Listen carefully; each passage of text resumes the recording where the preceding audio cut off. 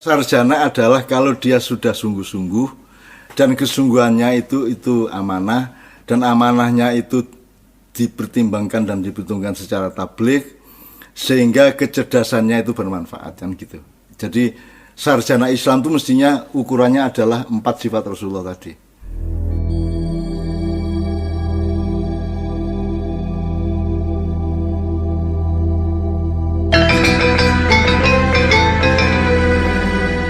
Apa dan bagaimana orang atau kita bisa sampai ke titik akhwal dzikrullah itu? Dzikrullah itu ingat Allah ya. Itu output dari kecerdasan. Sebagaimana ilmu itu outputnya ya. Makanya Islam itu adalah semesta ilmu.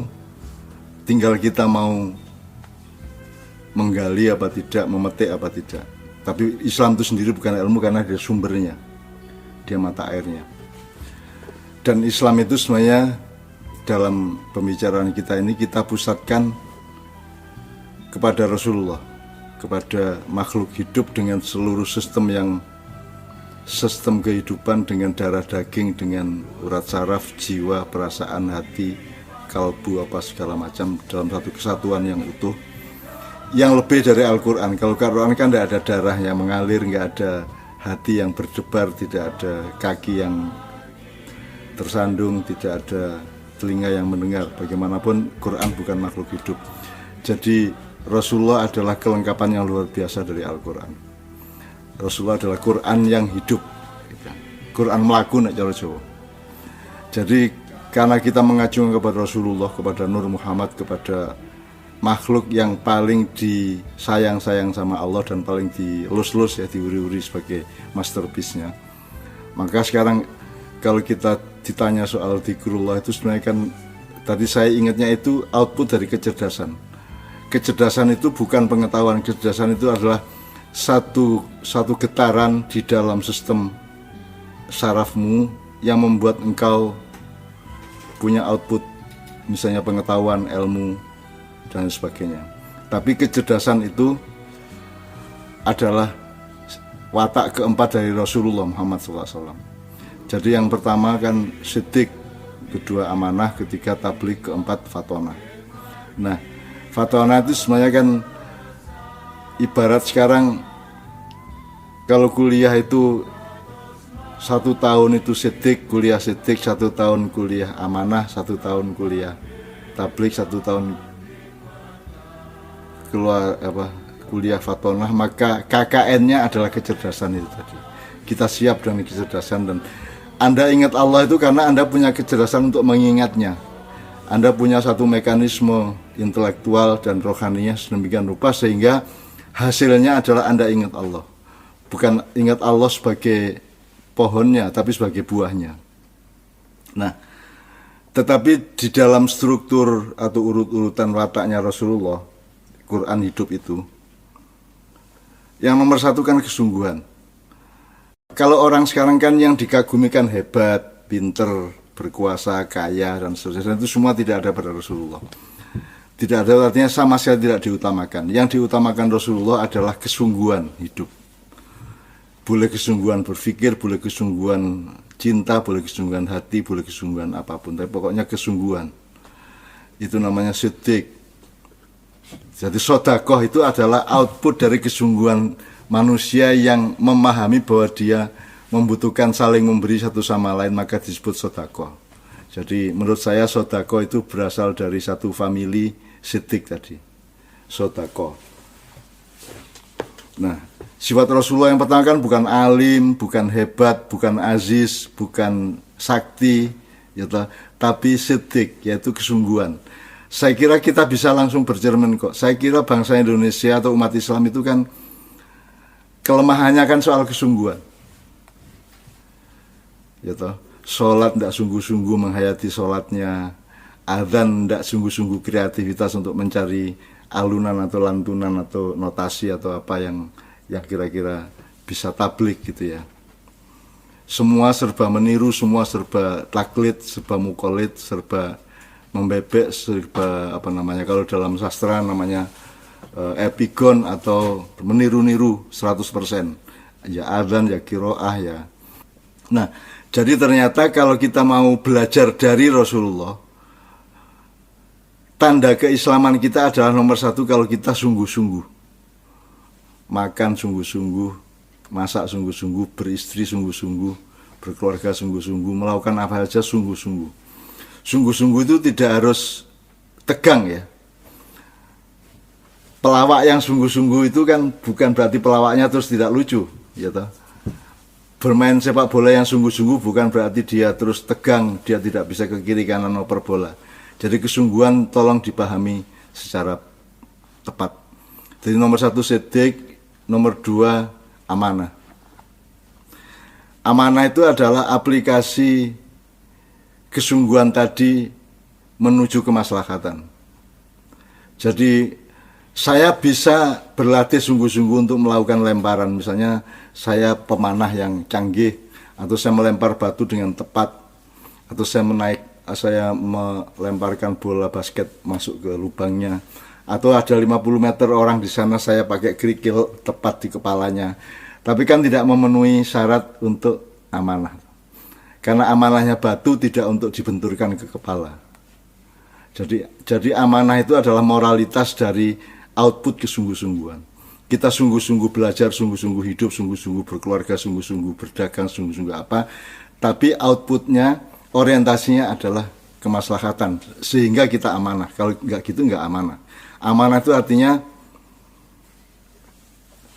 memenuhi perjodohan, memenuhi harmoni, memenuhi pernikahan, unsur-unsur dalam kehidupan. Ya kalau laki-laki kawin sama wanita. Kalau mau mendidih airnya ya pakai api kan begitu.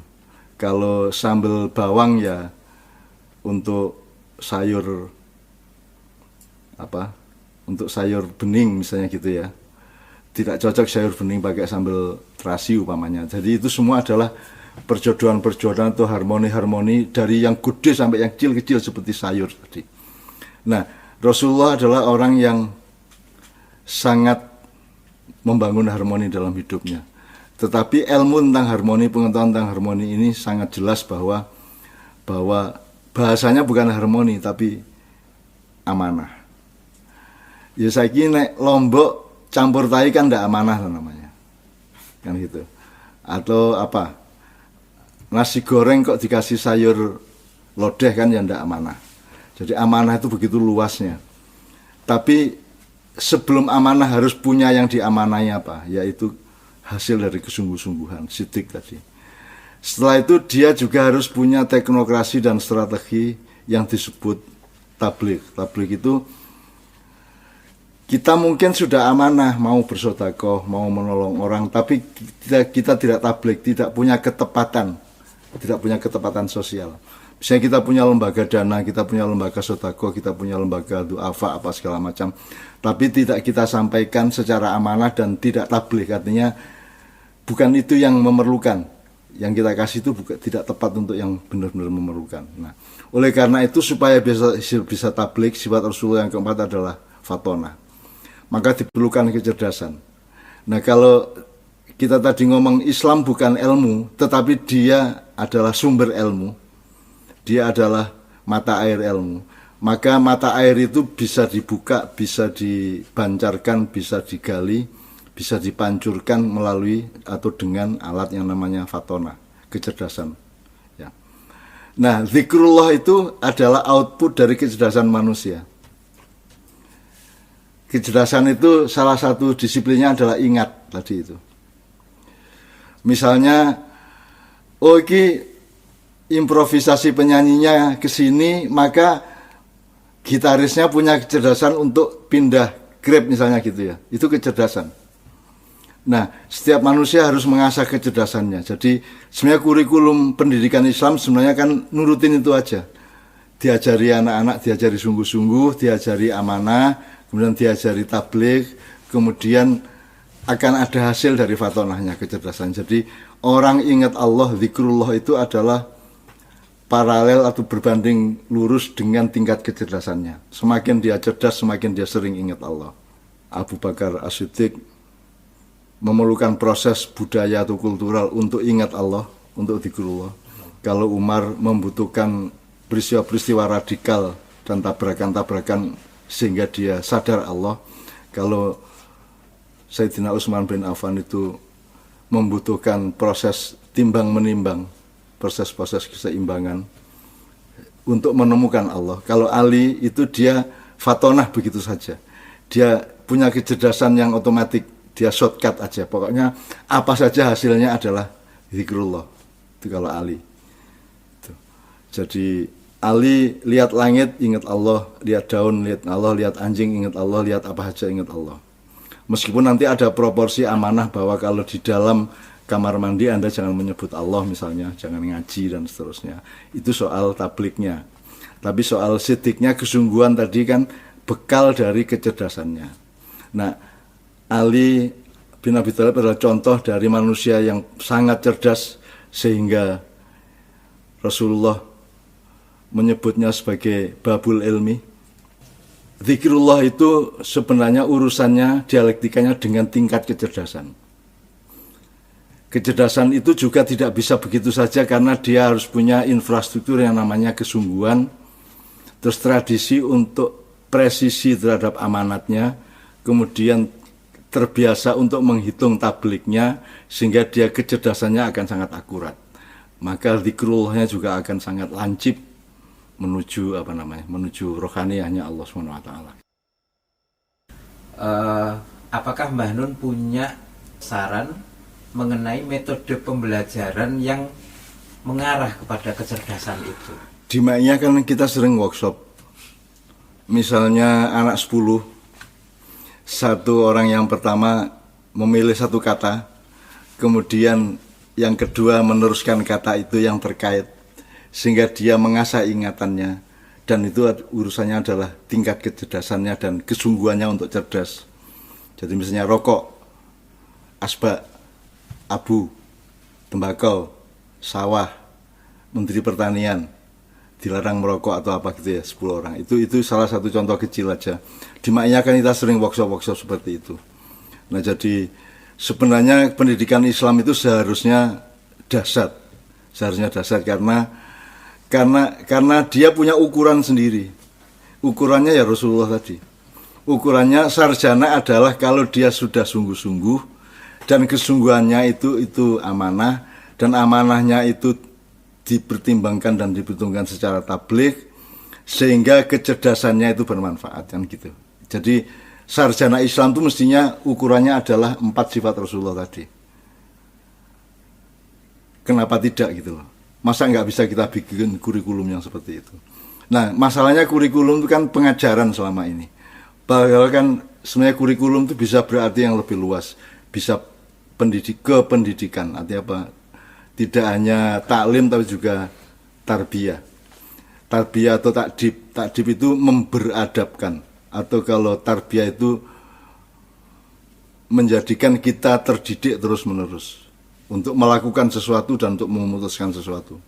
Tidak hanya tahu sesuatu. Dalam Al-Quran itu sering kita temukan ayat atau peringatan Allah yang sangat pas dalam konteks yang kita bicarakan, yaitu bahwa manusia itu sering diingatkan bahwa kalian tuh lalai, lupa gitu. Tetapi kita juga melihat di sisi lain mungkin bentuknya pertanyaan. Ya, karena kecerdasan itu kan punya hardware-nya dan ada software-nya. Itu kan seperti hewan atau alam. Jadi misalnya kan kita tidak bisa bilang bahwa otak itu makhluk hidup. Yang makhluk hidup itu kan kita, manusianya. Kita tidak bisa bilang bahwa jantung itu makhluk hidup. Dia adalah bagian dari manusia yang makhluk hidup. Jadi makanya saya sebut seperti hewan. Jadi misalnya kalau Anda saya pernah melatih kuda. Kuda itu kalau hari ini kita ajak ke rute A, B, C, D, E, besok itu kita lepas saja dia akan ke situ lagi. Nah itulah otak kita, itulah ingatan kita, itulah software kita. Kalau tidak dilatih, dia juga tidak akan cerdas. Jadi kecerdasan itu bukan soal pengetahuan tapi soal pelatihan. Membiasakan, Allah bisa karena biasa. Jadi mestinya nomor satu, pendidikan Islam dan di rumah tangga Islam maupun di sekolah Islam itu adalah pendidikan kecerdasan. Dengan pengetahuan tadi itu. Dengan kecerdasan itu nomor 4. Nomor 1 adalah kesungguhan. Jadi jangan lepaskan anakmu tidak sungguh-sungguh. Apa saja. Pokoknya pendidikan nomor 1 bukan kelakuan baik, itu kan output. Pendidikan nomor 1 adalah kesungguh-sungguhan.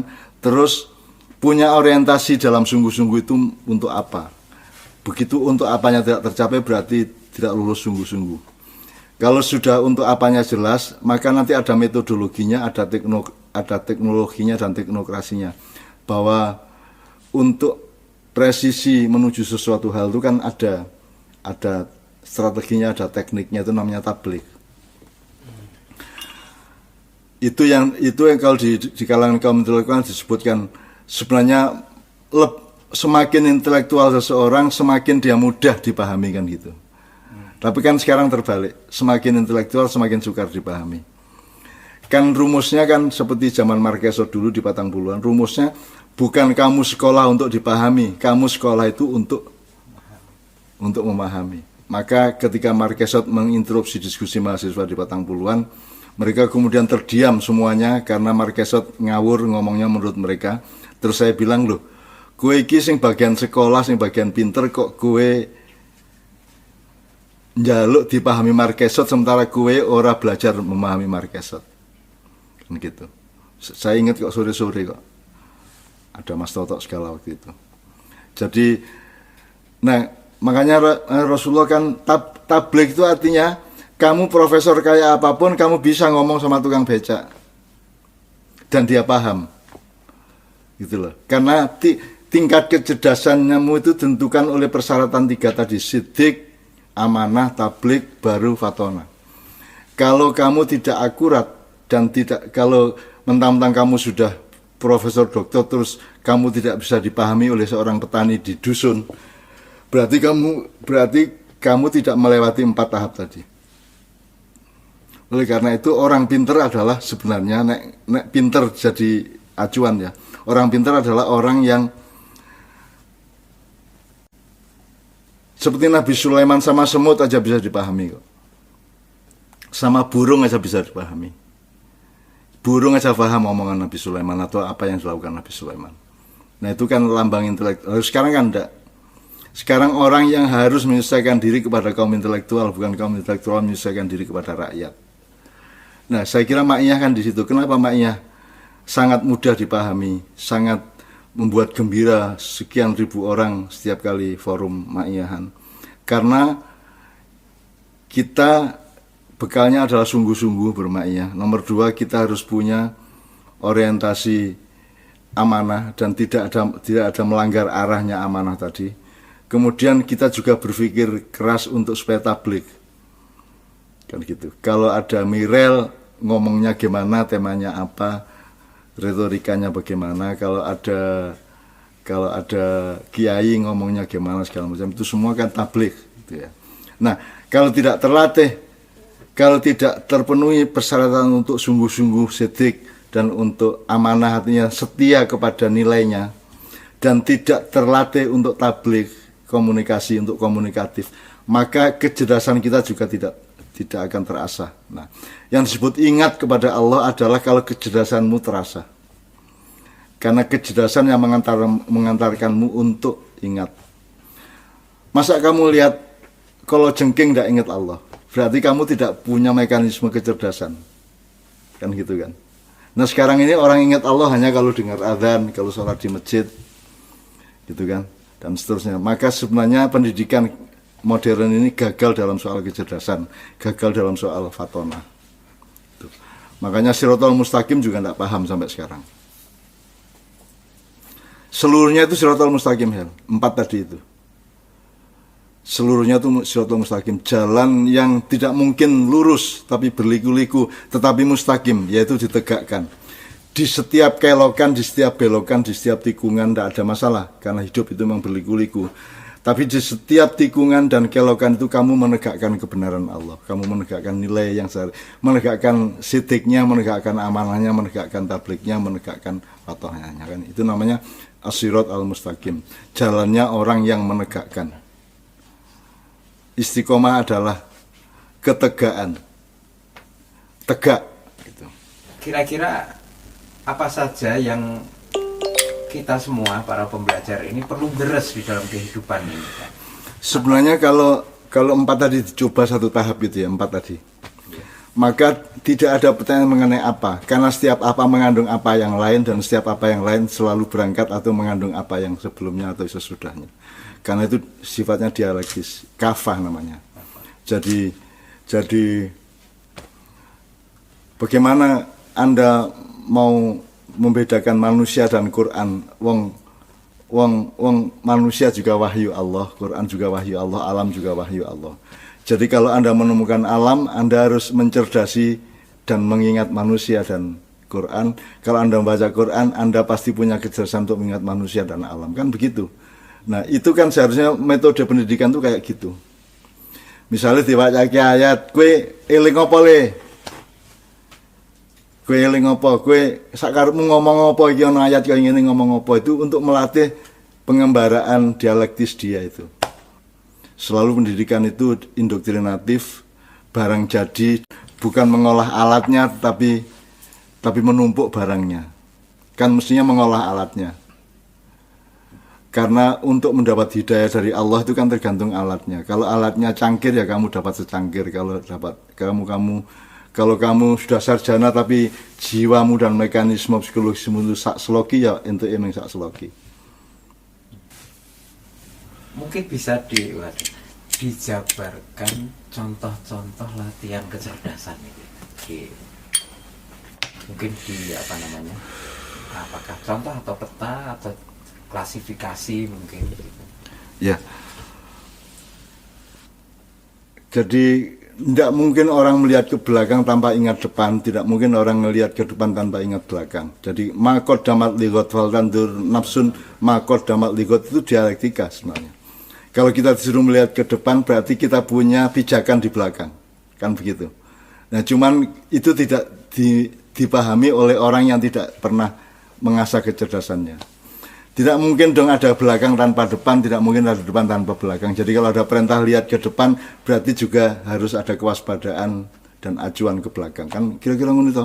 Orang mungkin ono legi nek ora ono pahit apa kejut, tak pitur. Dadi nek kowe kelingan legi, mosok kowe ra kelingan kejut karo pahit. Kan karo apa? Kejut dan seterusnya kan gitu. Sebenarnya manusia kan sudah disediain itu sejak bayi kok itu. Nah, itu kan sederhana banget.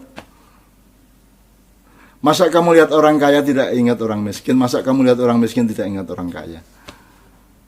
Masa kamu lihat langit tidak ingat bumi? Masa kamu lihat bumi tidak ingat langit? Dan seterusnya itu kan dialektika yang multidialektis sebenarnya, yaitu Al-Quran, manusia dan alam. Situasinya tampaknya sudah sangat mengkhawatirkan sehingga perlu restart juga berkenaan dengan memori pendidikan dan apa yang harus kita. Itu secara ilmu atau pengetahuan yang kita omongkan tadi itu sudah sangat urgen dan mengerucut sekali dan harus, tapi saya kira itu tidak akan terjadi di dunia apalagi di Indonesia. Jadi sekarang kalau kamu bangkrut, kamu kaya raya terus bangkrut, ya. Kamu pikir terus kamu kapok terhadap kekayaan. Yang kamu kapok kan bangkrutnya. Tapi kan kamu habis bangkrut kan berjuang untuk kaya lagi kan gitu. Jadi kalau sekarang orang melampiaskan nafsu, terus nafsu yang dilampiaskan itu menciptakan kehancuran, jangan dipikir terus itu hancur. Yang hancur adalah alat nafsumu, tapi nafsumu kan tetap bisa jadi malah lebih besar. Jadi kalau kapitalisme global hancur, itu pemahamannya adalah output kapitalisme global itu hancur, tetapi nafsu dan niatan bahkan ilmu untuk kapitalistik hidupnya akan tetap bangkit. Tetap. Jadi nek skala kecil ya, kamu korupsi ketahuan ditangkap, dihukum, kamu pikir terus kapok korupsi, yang kamu kapok kan ditangkapnya. Itu yang menyebabkan saya mengatakan ya ora nek restart dunia ya ora. Itu restart untuk kerakusan baru. restart untuk ambisi yang baru, restart untuk nafsu yang baru, restart untuk pelampiasan yang baru. Tapi sama ideologinya, landasannya sama. Makanya pelajaran kembali ke saya tadi, nomor satu adalah kesungguhan. Nah, kesungguhan itu kan bukan soal bahwa kamu itu sungguh-sungguh, tapi harus amanah. Amanah itu kalau kamu ke depan kan itu tadi, bahwa kalau sambel cocoknya sama sayur apa, bahwa kalau anak begini cocoknya kerja apa gitu ya. Tapi kalau amanah ke belakang, loh, kamu itu siapa? Kamu itu siapa? Kok kamu mengerjakan ini, kok kamu berjalan ke sana? Kamu memang siapa? Kamu kan bikinan Tuhan. Kok kamu nggak tanya-tanya sama Tuhan? Saya ini harus ngapain, harus kemana, tujuan hidup saya apa? Kok nggak tanya sama yang bikin? Apakah ada orang modern yang tanya? Mereka kan memakai, percaya, dan yang mereka anggap adalah kemauannya sendiri dan nafsunya sendiri. Jenis disebut nafsu itu sebenarnya kan kemauan aja, cuman arahnya berbeda dengan arahnya Allah. Maka disebut nafsu.